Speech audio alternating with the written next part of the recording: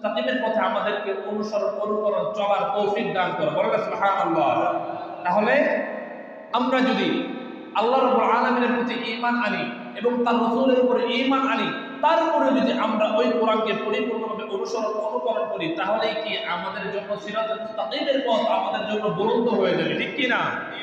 আল্লাহ রাব্বুল আলামিন কোরআনুল কারীমের ভিতরে বলতেছেন, কুতিলাল ইনসানু মা আকফার, যে ওই সমস্ত মানুষ ধ্বংস হোক, ওই সমস্ত মানুষ কি হোক? ধ্বংস হোক। বলে কারা? মিন আইয়ি শাইইন খলাক, তারা কি ভুলে গিয়েছে আমি তাদেরকে কি দিয়ে সৃষ্টি করেছি?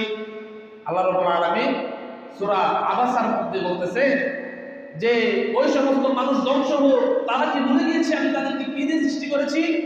মিন নুতফাতিন খলাকাহু ফাকদ্দার, আমি তাদেরকে নুতফা দ্বারা, তাদেরকে আমি শুক্রাণু দ্বারা তৈরি করেছি।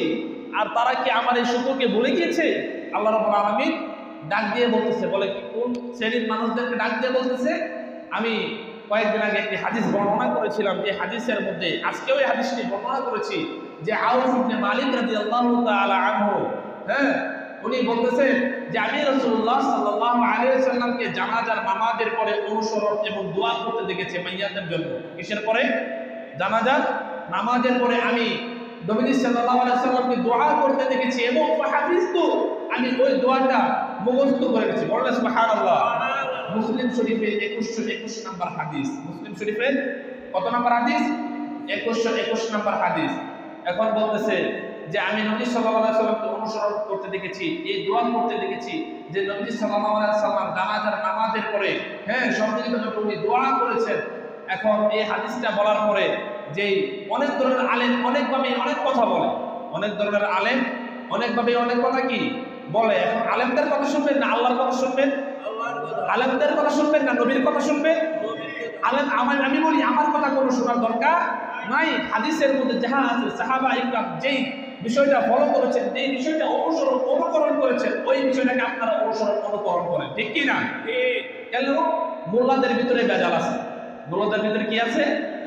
বেজাল আছে। বলে কেমন বেজাল? আরে বৈশের হয় না মুসলমানি, গাভীর হয় না বিয়া, ওই না গাভীর দুধ খাও রে উল্লাহ, কোন ফতুয়া দিয়া রে, ঠিক কি না? এখন বললে বেজাল লাগে যে আমি কোনো বিতর্ক বিষয় নিয়ে আমি আলোচনা করি না, বিতর্ক বিষয় নিয়ে আমি আলোচনা করি না।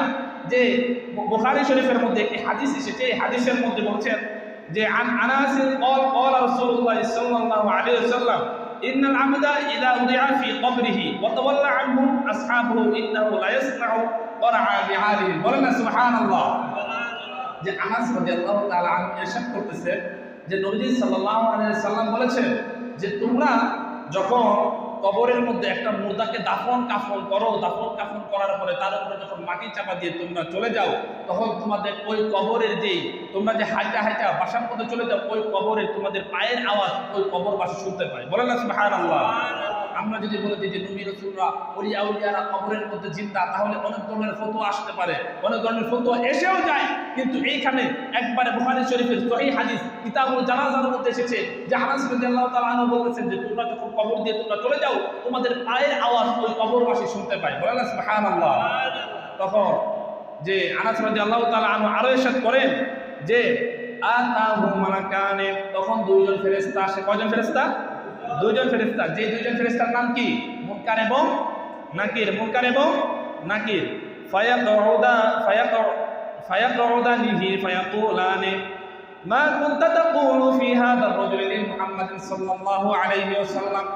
তখন ওই দুইজন ফেরেশতা কবরের মধ্যে আসার পরে যে ওই কবরবাসীকে প্রশ্ন করে, বলে কি যে এই মানুষটাকে কি চিনো কিনা, এই মানুষটাকে চিনো কিনা? আমার নবীজি ইরশাদ করতেছেন। কে বলতেছে? আমার নবীজি ইরশাদ করতেছেন, আনাস রাদিয়াল্লাহু তাআলা আনহু বর্ণনা করতেছে। আমার নবী ইরশাদ করেন, আনাস রাদিয়াল্লাহু তাআলা আনহু কি করেন? বর্ণনা করেন। তখন